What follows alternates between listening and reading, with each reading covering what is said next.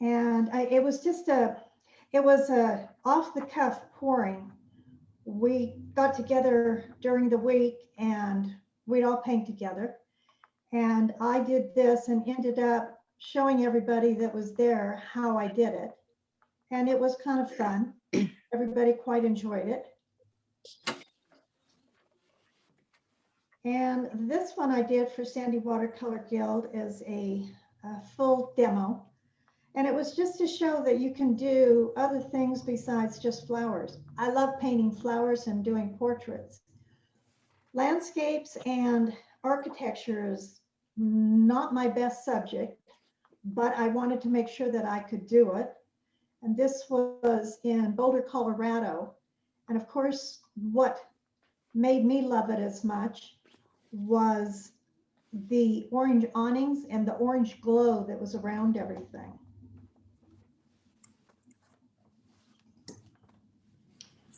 This next one, I was in Oakley, Utah at our cabin, and I was going over this small bridge. And as I came over the bridge, this was the view that I saw. And of course I had to slam on the brakes, jump out of my car with my camera and take a picture of it. Now, what led me to do a pouring of that was insanity, because it was not easy. That's a lot of masking in there. And trying to get those rocks right and the bushes to look like bushes was a real challenge. But it was a lot of fun. This is actually a full sheet. So that was a little challenging, because when you're pouring, you're tipping the paint off the paper, and you have to make sure that you're not mixing the colors. So a little bit of a challenge on a full one. This next one is an 8x10. And it was a challenge because it was so small, but it was still a lot of fun. And I used still 3 colors on that one. And the colors that you use can be all warms, all cools, or cools and warms to get the different feel of everything. So I prefer doing 11x14. I think that's the easiest for anybody to learn to do a pouring. An 8x10 really takes a lot of forethought. So, and you don't have a lot of room to pour. And this one was my favorite. We were in Colorado, and we went to a sanctuary where they rescue wild animals.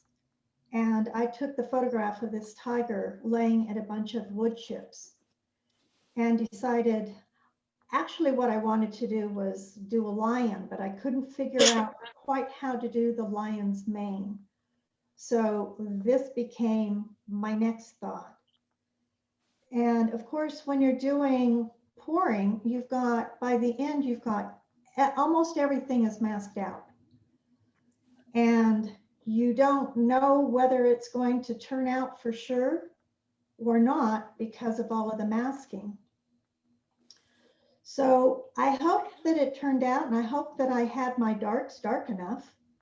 And when I removed the masking, this is what I saw. And I was pleasantly surprised. The only place that I had to touch up were the eyes, because I lost one eye and couldn't find it. But trust me, it's there.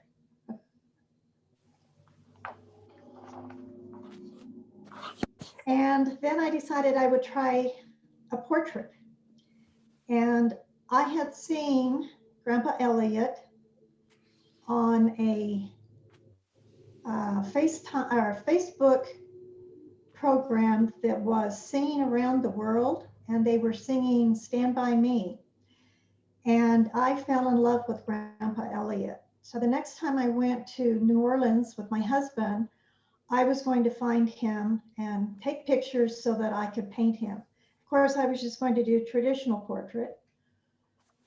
I went to New Orleans, and it was 115 degrees that day and 95% humidity. And I thought I was going to die trying to find him, because I just walked all of the streets there. Come to find out, Grandpa Elliot wanted to get the heck out of there because it was too hot and he was in Europe on vacation. So I didn't get a picture of him. My husband and I returned home, and a few weeks later we were sitting in,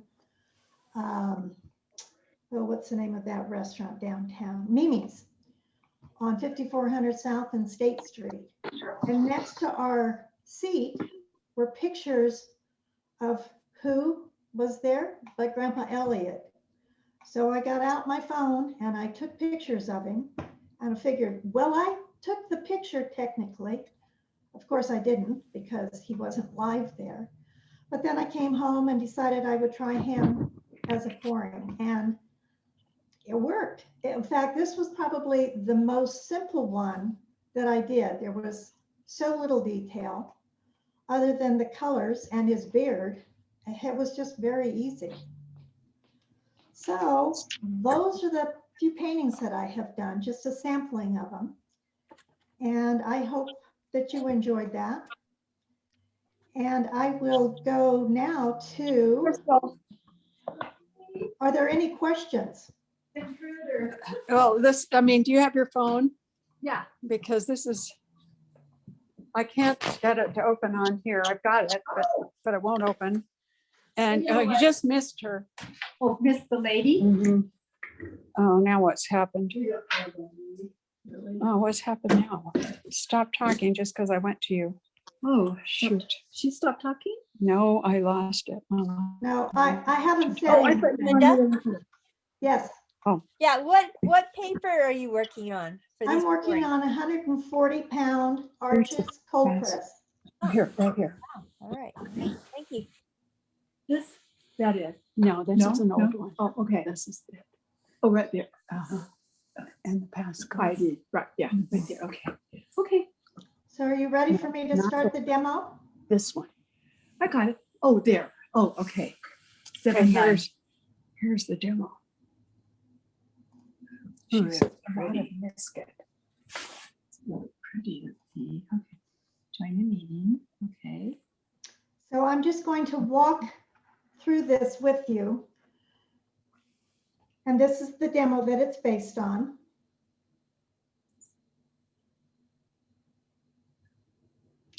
And the tools needed are a sink or one of those large containers that you put underneath your bed and you put sweaters and stuff in it.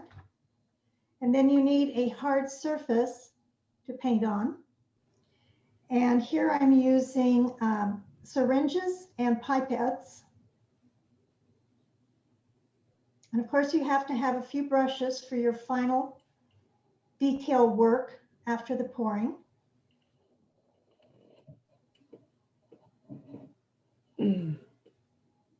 Not getting any video. And I use a 2-inch brush and clean water to wet the paper before I do every pouring. So I have to make sure that the paper is completely wet.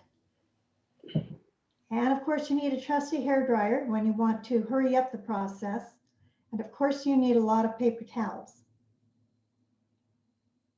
I use a spray bottle, a basket and containers, a rounded palette knife. And in that little basket, I have these containers. They're Ziploc containers with lids. And I mix the paints in each one of those. And using the basket keeps me from tipping over the paints and spilling them everywhere.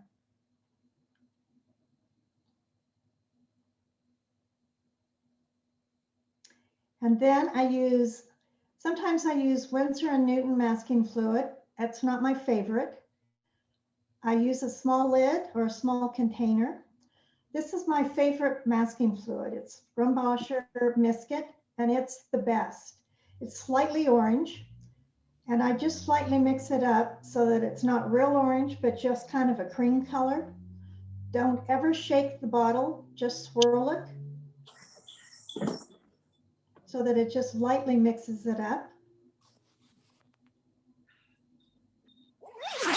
And then for application, I use Royal Langnickel embossing tools and stylus, and each tip is stainless steel, and each tip has a different size.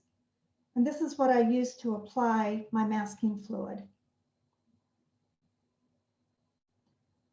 I also use a calligraphy pen, and that's for fine lines. And you can get the masking fluid off really easy just by pulling it off. Or you can use an old paintbrush and Dawn dish soap, but that's a real pain because you have to keep cleaning it and dipping it in soapy water. And I absolutely hate that. So I just use the stylus or the calligraphy pen. And I use an old lid and I pour some of the masking fluid in that lid. And that's what I use to work with. And I close the lid back up so that the masking fluid doesn't go dry or get all clumped up in there, preserves that. And then I just work out of the small lid and fill it up as necessary. I use a rubber cement pickup to remove the masking fluid. I use photographs. I use a colored photograph, and most times I use a black and white photograph. And this way I can find my values and my colors. And as I said before, I go from light to dark.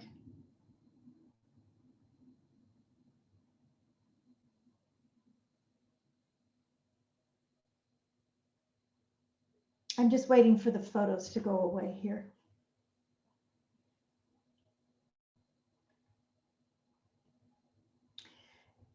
And mixing colors. I use the palette knife and I put the paint on the side of the container. And then I spray it so that I can get some water in there, and then I mix it up. And I do this with every color. And when I start, I use a tea-like mixture, so fairly diluted. I make sure that the pigment is completely dissolved. And by using a palette knife, I can measure out the amount. So each one is the right amount of color with the right amount of water. Red's a little bit more intense, so I do dilute that a little bit more. And like I said, I do it with all three, and I do them all the same way. I get go to the bathroom or something to eat.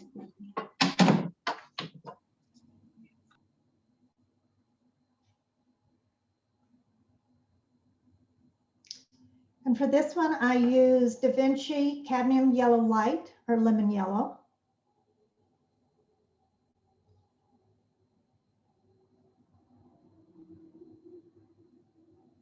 And I use Daniel Smith Quinacridone Red. It's one of my favorite colors to use. And I use Da Vinci Cobalt Blue. It's not that I like Da Vinci paints any more than any other color. I like the size of the tubes. And now I'm ready for the paper. I use this watercolor board. It's just a simple watercolor board that I make. If you care to know how to make them, That goes I've after got the a video bathroom, on how to actually. do it. I stretch my paper on this, and it's a 140-pound cold press. And I staple around it so that it stays perfectly flat. And you'll understand why I want it to be perfectly flat. And this is the photo that I'm using for this demo. I took these pictures of these tulips here a number of years ago. I don't even remember where. But if you notice in this, I've got a lot of lights and bright colors in there. And that's what I look for when I'm getting ready to pour. Makes it easier for me to find the values. And you want at least 3 or 4 values. And I transfer the picture or the photograph onto the paper, as I've done here. And I want my lines to be fairly dark, because the more I pour, the less I see the lines. So I want quite dark lines on that. And now I'm looking for my lightest lights before I start putting masking fluid on. And in this one, there were a lot of whites. And next to those whites is a real light pale pink, almost looks white. I did a pen and ink drawing here just so that I could see it a little bit easier. And then I used this to make copies. Time for the masking. Oops, wrong mask. That's my son's dog. I just had to throw that in there for a little bit of laughter. So now I'm getting ready to do my first masking. And I'm pouring it in the lid, and you can see it's just kind of a creamy color. I don't like Peebo because it's too dark. I'm using my largest tip, and I'm not going to be showing you all of the masking because once you see me mask, you get the general idea of what I'm doing. You can see that this goes quite quickly. Not a lot of people enjoy masking.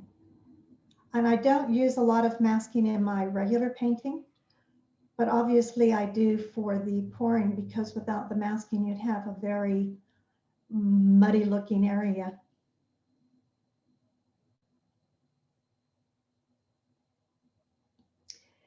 And I'm not showing you all of the masking.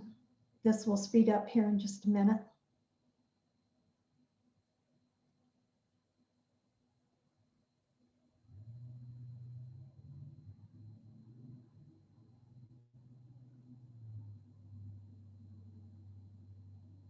So now I've got all the masking on and it's completely dry. And now I am ready to start pouring. But before I pour, I'm going to wet that surface completely. So I'm using my 2-inch brush. It's got very soft bristles. And you want your paper to be really, really wet. So you'll see my head pop in there frequently as I'm looking for the shine on the paper to make sure I haven't missed any areas. And if it starts to puddle, you know you've got the right amount of water on there. And then you just pour off any excess. Don't wipe it off because then you'll remove some of the water. Sorry about the head in there.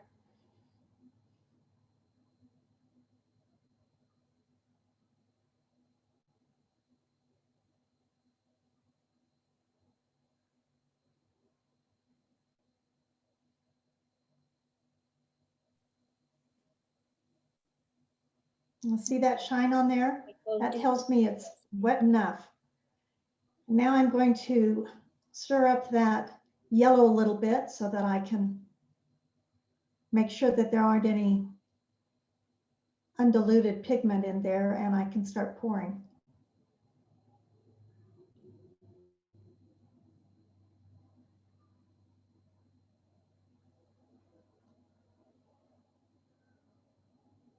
And this is the fun part. I do use gloves, especially with this cadmium, but I use my fingers a lot to move them around.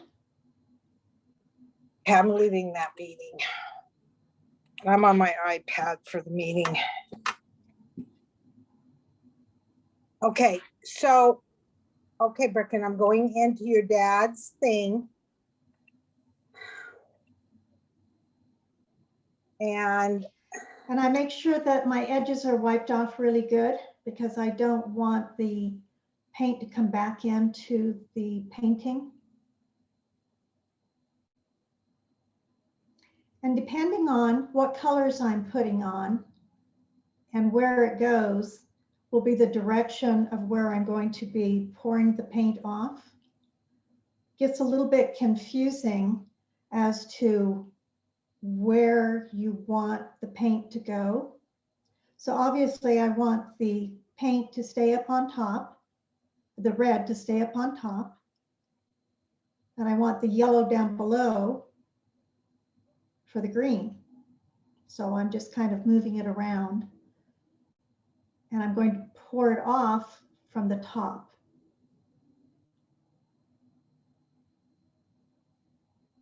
You can see where I've masked it already. There's some paint building up in there. You have to take your fingers then and kind of move that off so that it doesn't run back down into the areas that you don't want it to go into. Hope that made sense.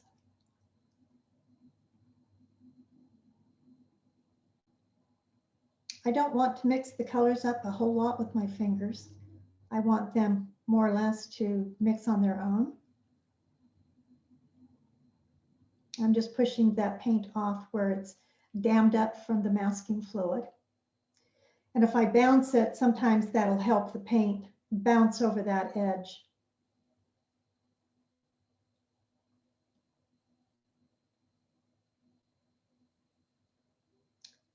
Now, obviously, I'm pouring more yellow on there. And as long as my paper stays wet, I'm in good shape. But if that paper starts to dry, I've got to stop the whole process. That's why you want your paper to be really wet so that you've got time to move things around, pour the different colors on, let them blend so that you don't get hard edges.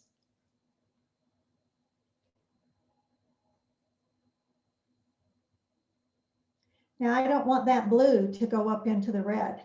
So when I pour it off, I'll pour it off to the corner or the bottom.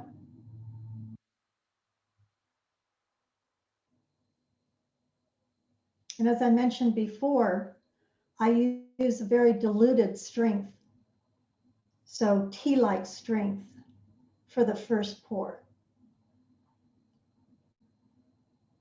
Wiping off the edges again. I get a little obsessive about that. Sorry for the headshot.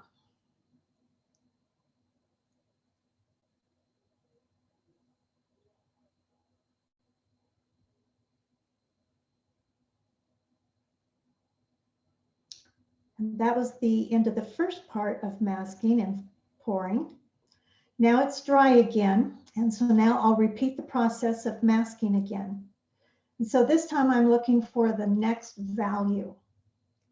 So I mix up more paint and it's going to be a little bit stronger this time. So I add a little bit more paint to each container.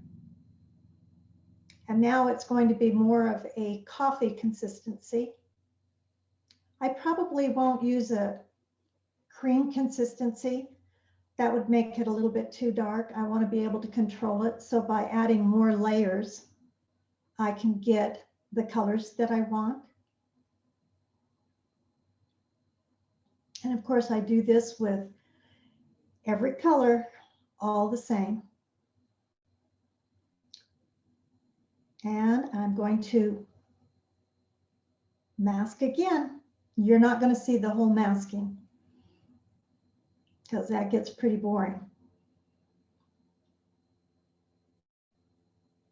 I'm just pointing out the areas that I'm going to be masking next.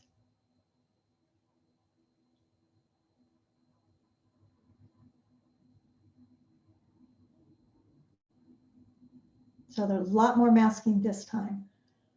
By the time I get finished, all these flowers and stems will have been masked off. The background will not be masked off. And ignore this part. I had a bad clip and I could not delete it without deleting everything. So that remained in. Sorry about that. There is a technique that you can use with this Grumbacher, and that is to soften the edges a little bit more so that your edges aren't quite so hard. And that's what I was going to show you, but the clip was bad and I couldn't repeat this. So pouring more masking fluid into my little lid, closing the lids, the masking fluid.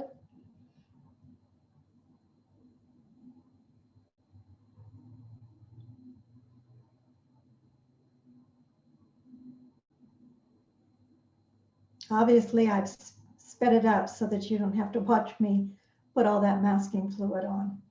If you've got a large section that you need to put masking fluid on, I use my fingers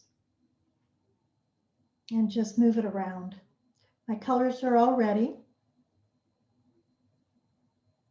And the masking fluid is now dry. You can see, oh, I've also splattered some masking fluid in the background just to have a little bit of sparkles in the background.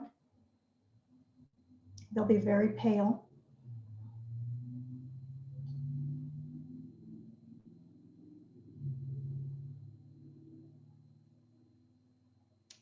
And this is the previous pouring that I did that you saw on the slideshow.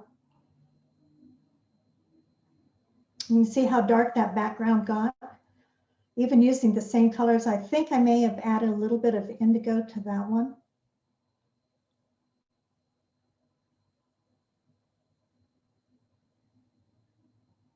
And now I'm getting ready to wet the paper again. Before every layer, you have to wet the paper really, really good. And as this demo progresses, you're going to see along the edge where the staples are, I got a bad batch of staples. Don't know what happened to them, but they left marks. Fortunately, after I did this, I cut off the edges, mounted it on cradled wood, and then waxed it. So I didn't have those marks in there. I've been using staples now for about 15 years, and it's the first time I've ever had a bad batch of staples. Got a lot more color on there this time.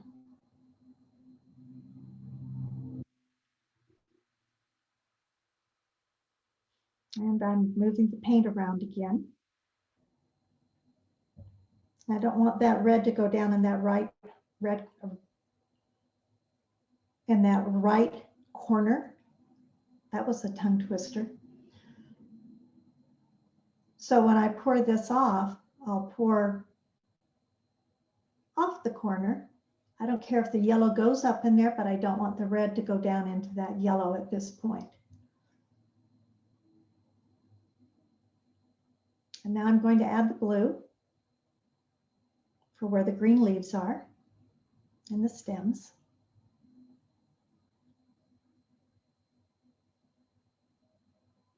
When you're moving the paint around, like I'm doing here, I highly recommend that you have paper towels handy so that you don't inadvertently get a wrong color in a wrong area. I'm pouring the yellow on.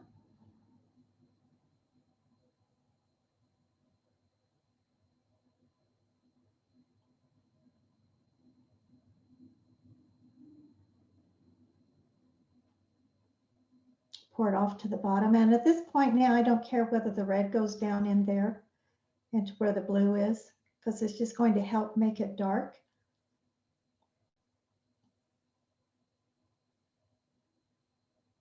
And now I can add more colors to it.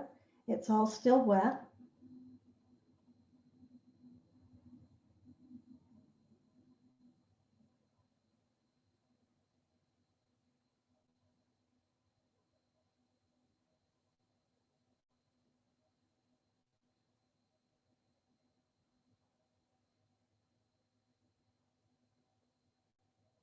I'm adding that blue on that side because I want that side to be dark.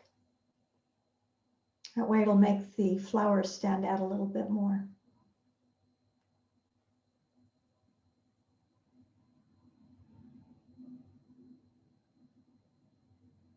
Now I'm adding the green.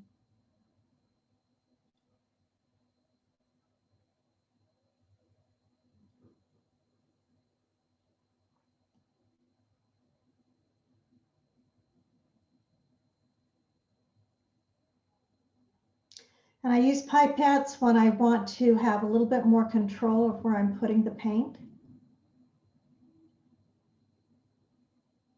You can also use syringes if you happen to have some.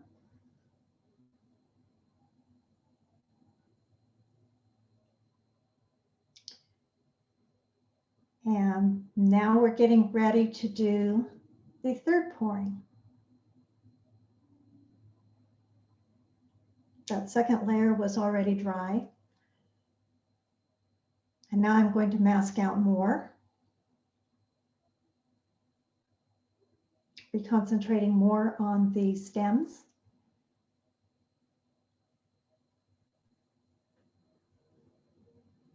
And of course, I've got to make sure that I've got enough paint.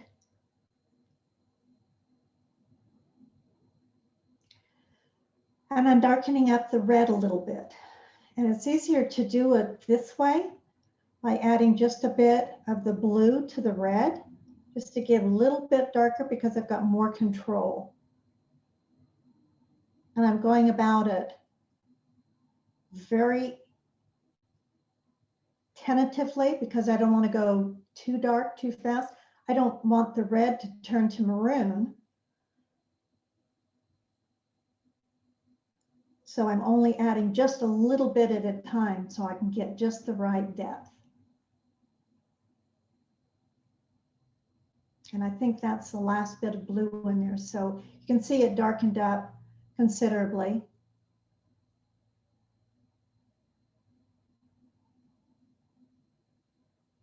Now I'm mixing up more blue so that I don't run out of blue, but I'm also going to darken it up as well.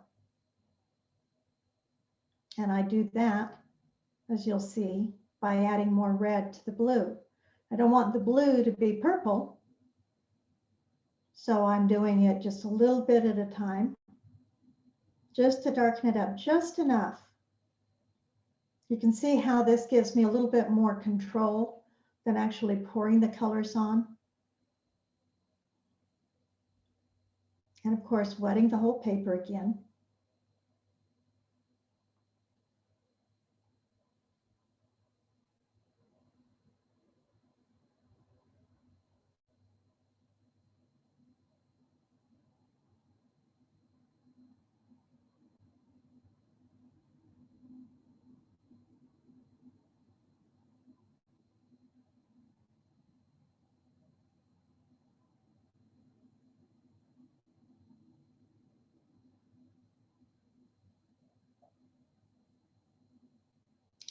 After every time I use the pipette, I get clean water in it because invariably I'll use the wrong pipette. So I just use one pipette and I just clean it out after each use.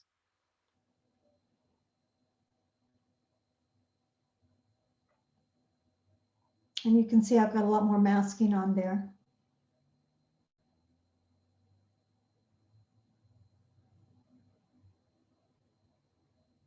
And it's still quite thin and quite light.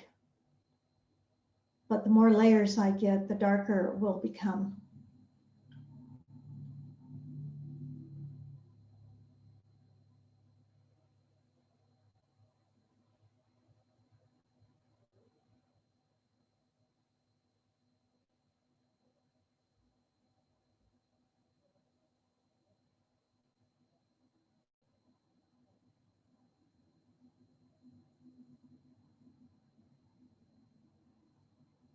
Darkening up that left side.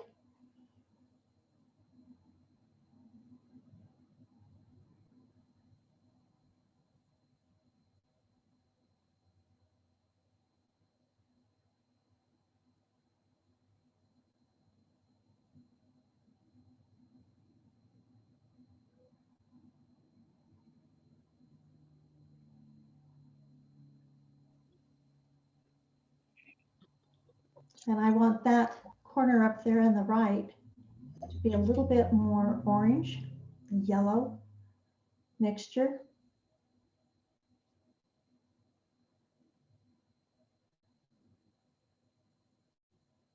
I love watching how the colors mix.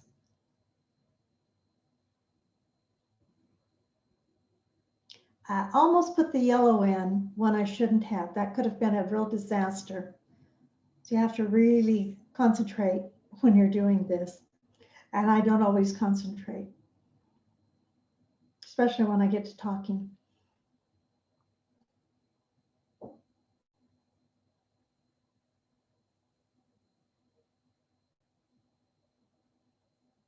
Now I can put the yellow in because I've got the blue and red poured off,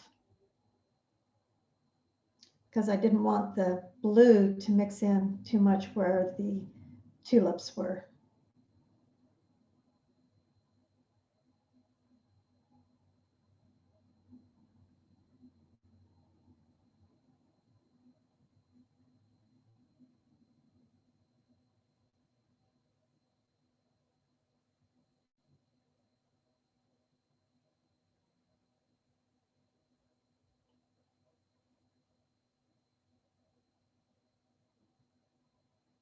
By the end of my pouring, my sink gets pretty colorful. I've had people say I should dip the paper in the sink to pick up those colors and see what I get, but I never quite think about that at the time.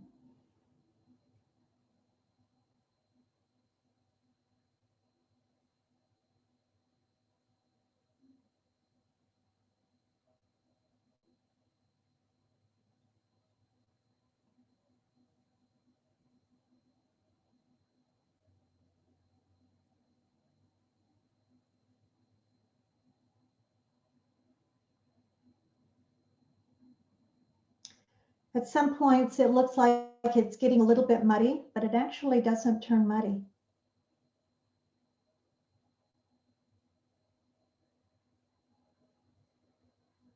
You can see I use my hands a lot.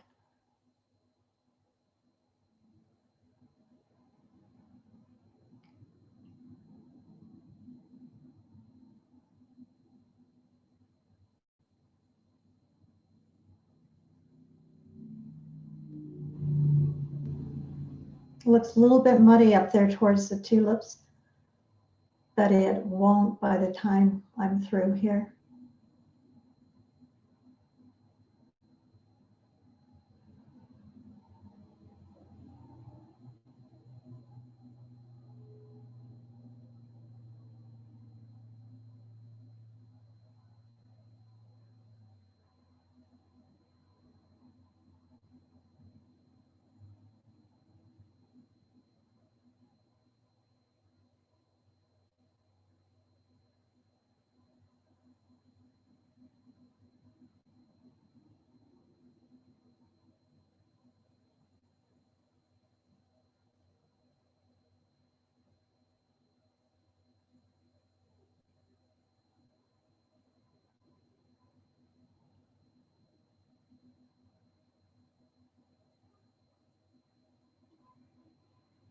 Just going to continue adding color as I go, intensify that a little bit more.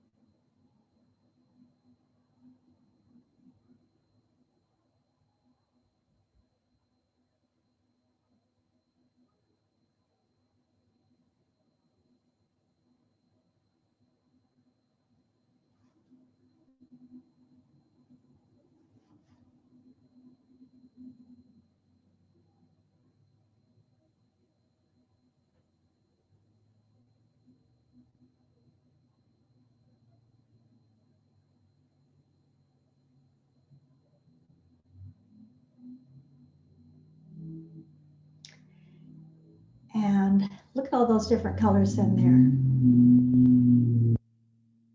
This is the fun part, seeing all that.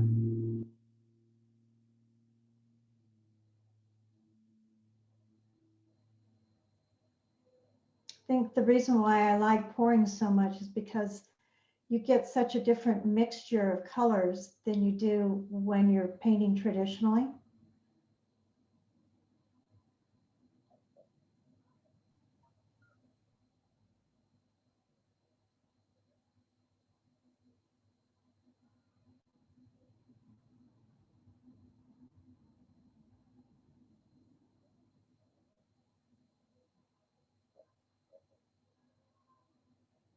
Are people in the band? Oh, they hit a. There you go.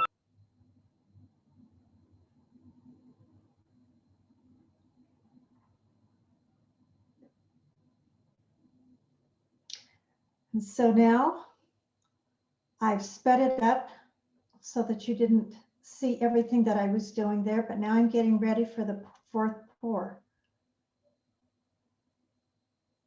And I've already masked out the stems and the leaves.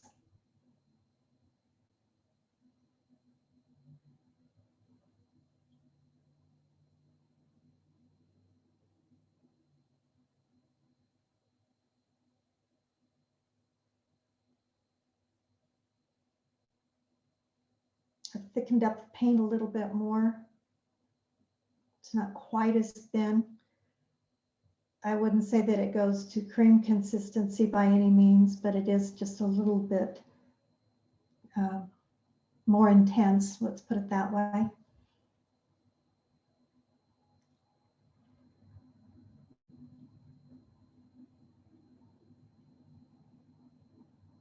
Notice I didn't let that yellow go all the way up to the top, that I poured it off at an angle. So more of the yellow stayed down below.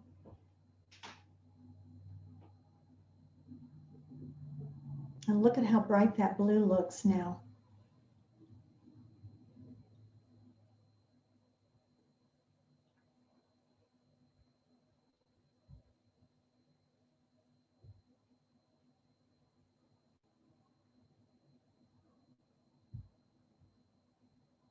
Normally, if you mix red and yellow and blue, you're going to get kind of a brown color.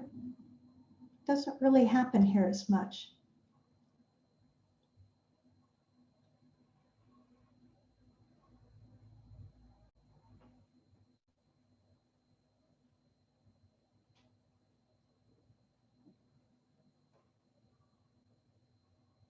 And though it looks like I'm mixing those colors up pretty good, I'm not really.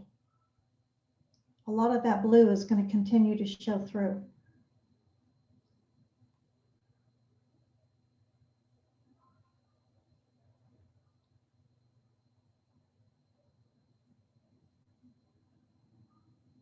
I'm going to add a little bit more red up on that right side or that left side.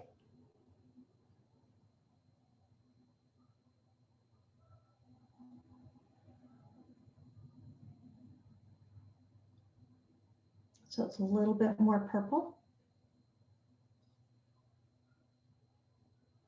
And because everything is still wet, I'm not going to have any hard edges there. And I'm taking my fingers and just putting a little bit of that color at the base of those tulips, just to give them a little bit more depth there.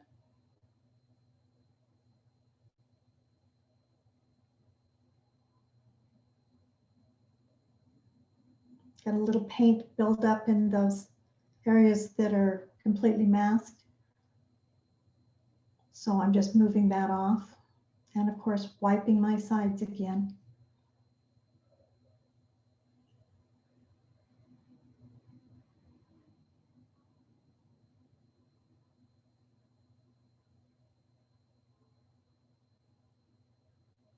Look at all those colors. I think that turned out really pretty. Of course, it's going to dry a little bit lighter.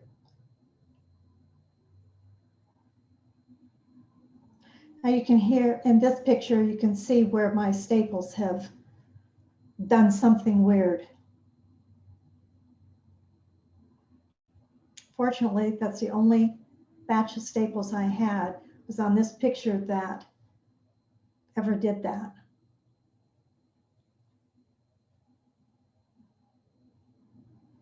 You can see all the masking that's on there. That please subscribe is for my YouTube channel. I took various parts of this, put it together for a shorter video so that I could do this demo.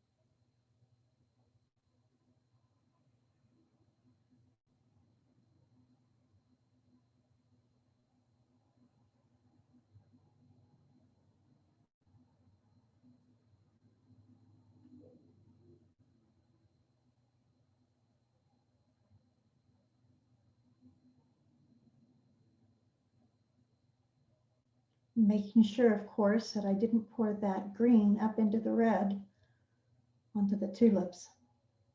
I would have a real mess on my hands.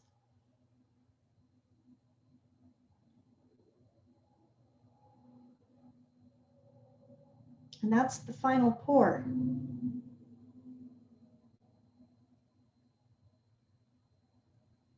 I'm trying to decide whether I'm going to add more blue to make the spaces in between the leaves and that a little bit darker. And at this point, I almost wish I would have left just that blue in there instead of mixing it up quite as much. But the blue actually showed through quite well at the very end.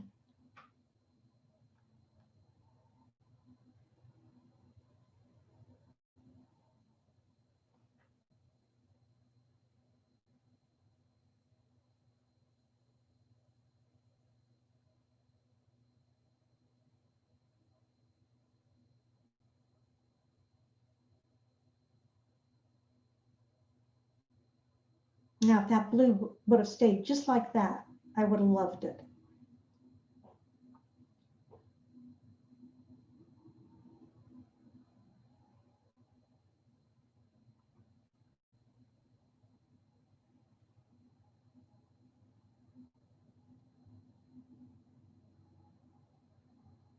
So I'll pour it off, let it dry,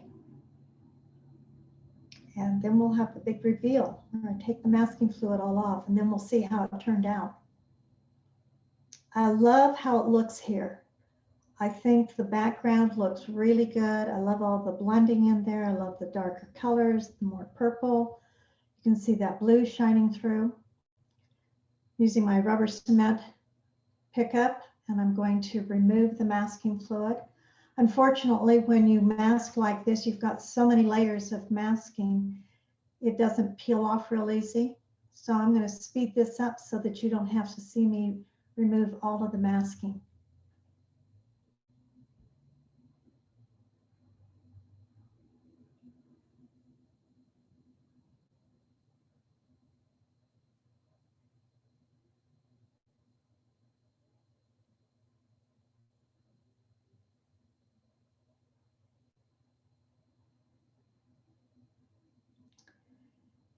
And after I got all the masking off, I decided the stems didn't show up quite as much as I wanted them to.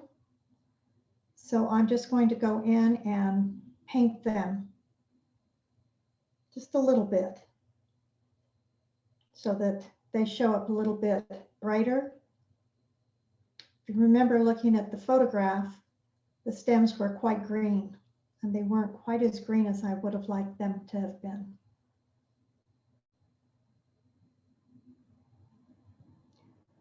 And when I add the blue into this yellow, I'm not mixing it up. I want to be able to see the blue and the yellow to give me the green. So I let it kind of mix on its own there. I'll speed this up here in a minute so that you can see what it looks like all detailed out. I don't usually have to do this much detail work. I could have put a little bit more yellow in and not quite as much blue to have those stems and leaves have been a little bit brighter.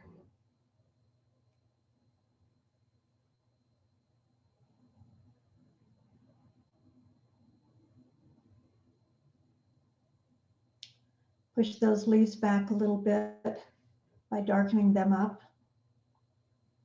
It'll pop the stems more forward.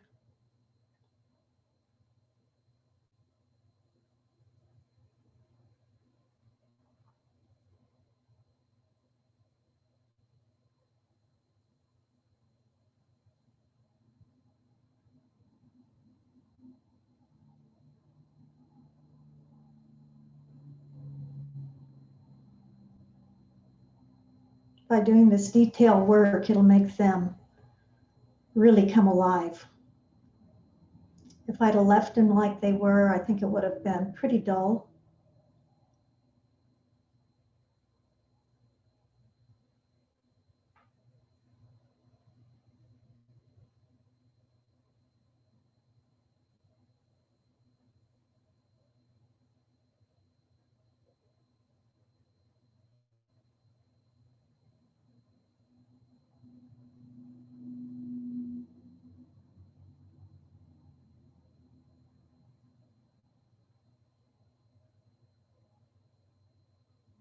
Wish I could paint that fast when I'm doing my regular painting. I could whip those puppies out in a second.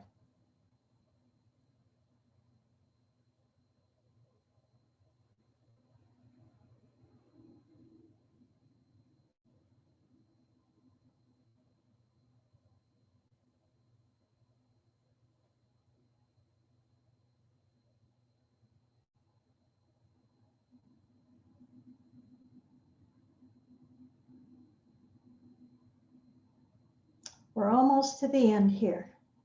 And if you've got any questions, please ask.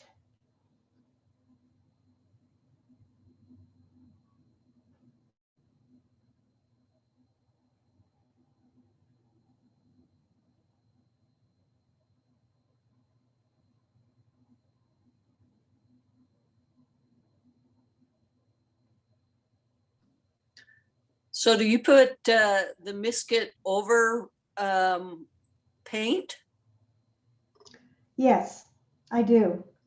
Okay. Before every pour, I do a layer of Miscut. So yes, it goes over paint upon paint upon paint. And that's the end.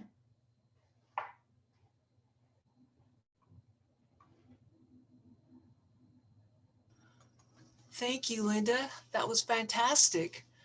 Thank you. Yes. Let's everybody give Linda a hand. Thank you, thank you, thank you.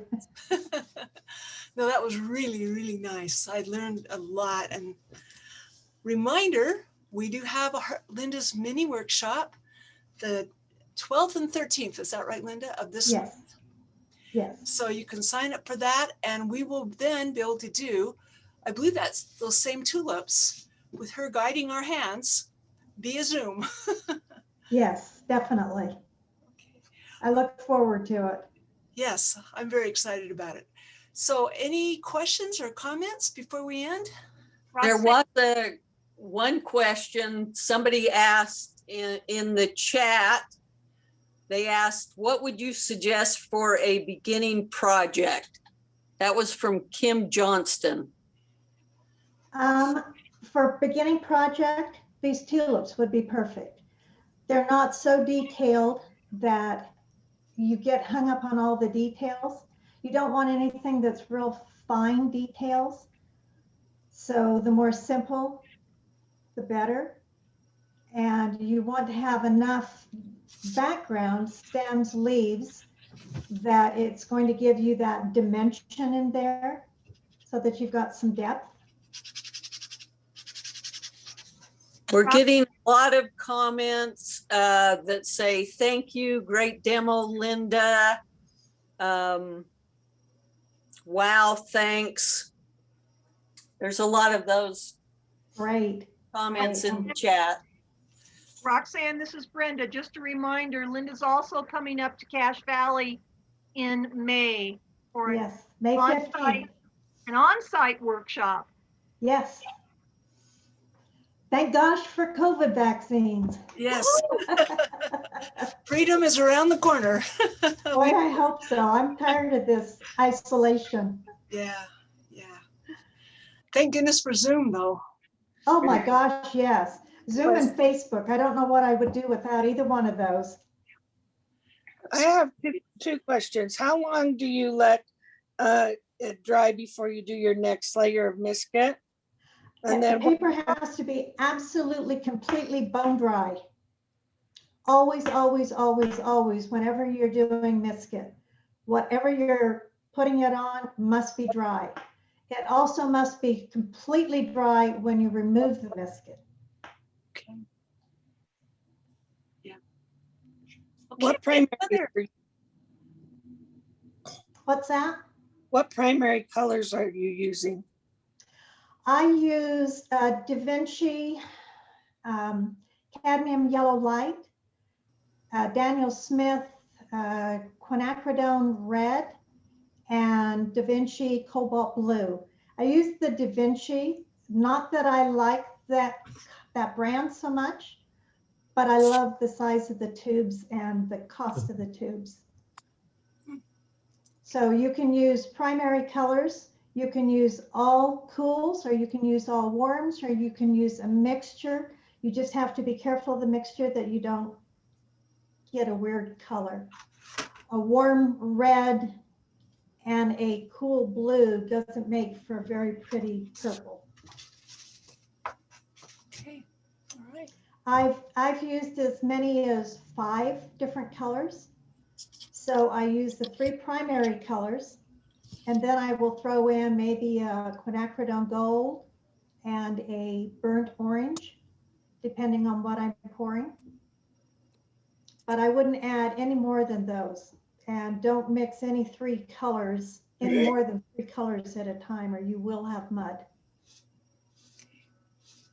All right, that has been very, very useful. Any other comments or questions? Okay, well, thank you Do you so much. prefer to let the piece dry naturally, or are you always using a hair dryer? Normally, I let it dry naturally. If I'm doing a YouTube video and I'm trying to hurry it along, then I will use the hair dryer. I let it sit for a little bit so that the paint can kind of do its thing, and then I will use a hair dryer rather than drying it immediately with the hair dryer. When we do the workshop, we'll have to use a hair dryer so that we can speed this up. Because to get a painting done in one day, you have to use a hair dryer. It just doesn't dry fast enough. And I would never use a 300-pound weight paper for this, or it will take forever to dry. I prefer cold press rather than hot press. Cold press is a little bit easier to work with. I don't like hot press, so I don't use that. Somebody else might, but I don't prefer it, and I won't use 300-pound for this. All right, any other comments, questions? Okay, all right, thank you all for joining us, and we'll do this again next month. Stephen Henry will be doing a nocturnal watercolor demo for us. Okay. Wonderful, thank you. All right, thanks you guys. Thanks, everybody. All right.